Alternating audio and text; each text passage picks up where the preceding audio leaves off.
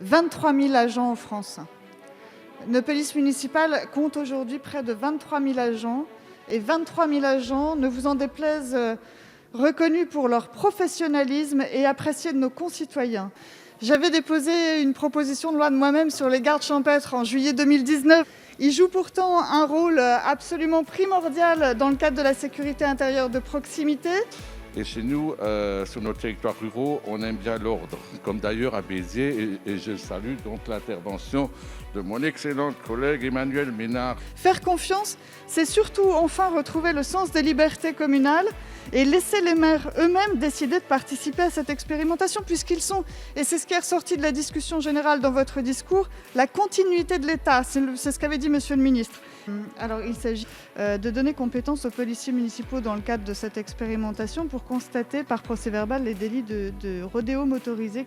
Une telle mesure, évidemment, renforcerait le continuum de sécurité entre les forces nationales et les polices municipales.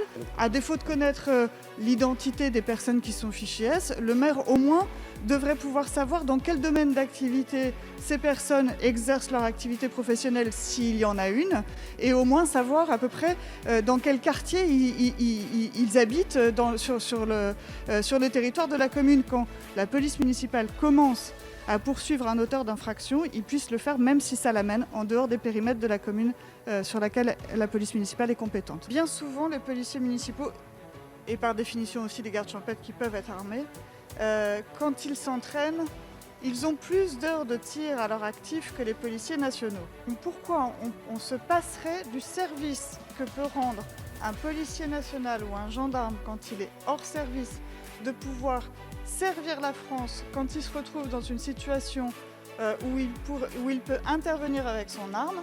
Je ne comprends pas pourquoi vous passeriez du même service quand il s'agit d'un policier municipal ou d'un garde champêtre. Vous les considérez comme des sous-policiers. Pour l'exercice des activités ayant trait à des problématiques de sécurité, il ne semble pas disproportionné d'exiger de la personne candidate qu'elle détienne un titre de séjour en bonne et due forme. Et puis, au risque de déplaire à M. Bernalicis, il ne me semble pas complètement scandaleux de demander, au vu des risques actuels, aux ressortissants étrangers d'attendre 5 ans et de prouver en quelque sorte leur moralité avant d'exercer une activité de sécurité. Chaque personne qui aujourd'hui porte un uniforme, même un simple agent municipal, est une cible potentielle. Les menaces qui sont diffusées chaque jour sur les réseaux sociaux et qui sont accompagnées de photos des 10 fonctionnaires souvent, de leur adresse souvent également, et parfois aussi des photos de leur famille, c'est absolument inadmissible et c'est même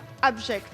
Et c'est pourquoi, Monsieur le ministre, j'espère que mes amendements seront votés et acceptés. Je vous remercie.